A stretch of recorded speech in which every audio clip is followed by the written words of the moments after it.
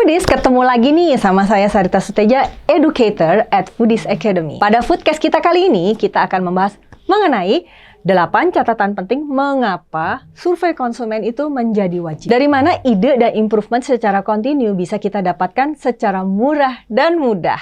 Juga yang lebih penting lagi, tajam dan tepat sasaran. Salah satunya adalah dari konsumen yang udah datang dan membeli produk kita tentunya. Baik mereka yang beli secara dine-in, via delivery order, maupun melalui channel penjualan lain seperti WA Bisnis, Customer Service, Marketplace, dan lain sebagainya. Nah, masalahnya apakah sering dan secara kontinu nih kita lakukan?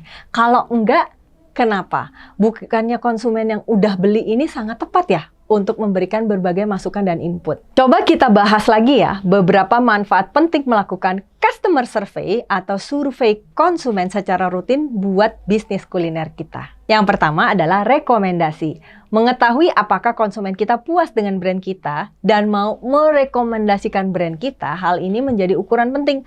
Apakah brand kita cukup kuat dan punya potensi untuk tetap sustain dan berkembang ke depannya. Dari 100 konsumen yang datang ya, berapa persen yang secara sukarela atau misalnya melalui sebuah program mau dan bersedia untuk mempromosikan kembali brandnya kita. Ini indikator yang sangat penting untuk kita ketahui karena impact-nya akan sangat besar buat bisnis kita. Karena konsumen yang puas adalah media promosi terbaik dan termurah untuk bisnis kuliner. Yang kedua, titik lemah.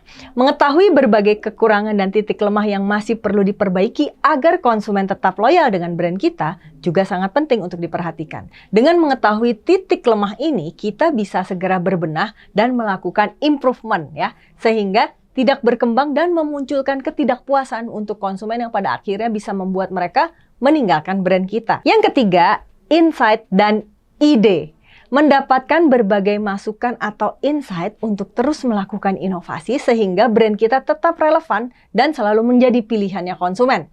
Insight dan ide ini juga mempermudah kita untuk membuat langkah strategik dan program-program yang tentunya tepat untuk terus mempertahankan konsumen kita, serta juga terus meningkatkan kinerja dari bisnis kita. Yang keempat, KPI tim. Merumuskan ukuran kinerja atau KPI untuk tim yang terlibat langsung melayani konsumen kita. Hal ini juga sangat penting ya untuk diperhatiin, agar dapat memberikan apresiasi atau evaluasi terhadap tim untuk mempertahankan dan meningkatkan kinerja timnya. Yang kelima, brand positioning.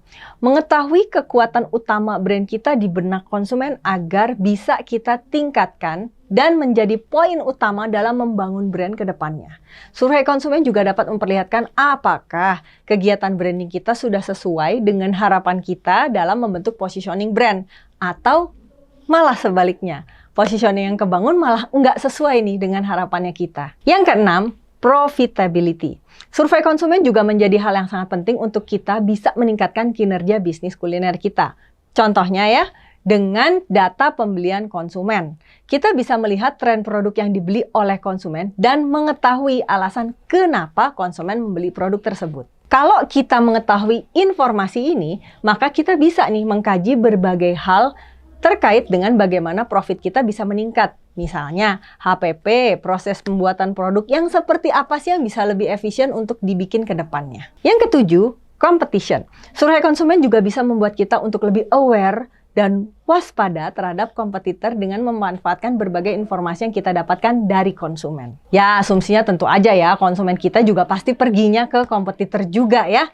Apa yang menyebabkan mereka pergi ke kompetitor, apa yang mereka suka dari produknya kompetitor, atau faktor apa aja sih yang membuat mereka nggak lagi datang ke kompetitor. Ya, informasi seperti ini sangat penting untuk kita dalam menyusun strategi dan taktik untuk bisa memberikan yang terbaik bagi konsumen agar merekanya loyal. Yang kedelapan, pembelian ulang atau repeat order. Survei konsumen ini juga sangat penting ya untuk kita dalam melakukan tracking dan mengetahui persentase pembelian ulang yang akan terjadi di kemudian hari.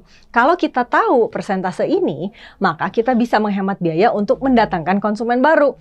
Dan ini impact-nya jelas akan membuat profit perusahaan juga bisa dijaga atau bahkan meningkat. Selain itu, kita juga bisa memfokuskan kegiatan kita pada program yang lebih tepat sasaran, yaitu mengelola konsumen yang juga sudah loyal dengan brand kita. Nah, 8 poin di atas sudah memberikan gambaran ya, betapa pentingnya melakukan survei konsumen.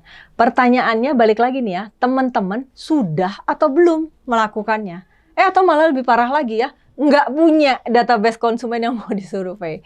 Gawat banget loh ini ya. Jadi teman-teman, yuk mulai biasakan untuk meminta database konsumen yang membeli produk kita.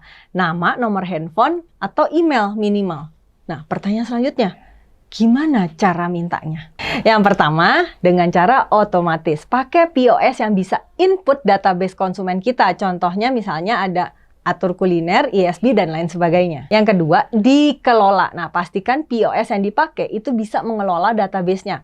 Misalnya terkoneksi dengan layanan WhatsApp API atau email blast. Kalau enggak, ya pasti jadinya cuma nyimpen dan analisa aja fungsinya ya. Enggak sampai bisa connect to customer secara langsung. Yang ketiga, punya SOP dan ini wajib. Jadi kan SOP ke kasir, kasih target harus dapat database konsumen.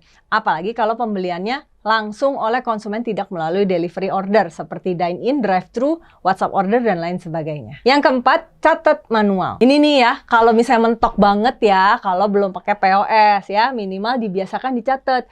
Sehingga kita bisa tetap melakukan survei konsumen karena memiliki database konsumen kita. Wah, foodies, tapi kan sering banget ya konsumennya nggak mau ngasih database-nya pas kita minta.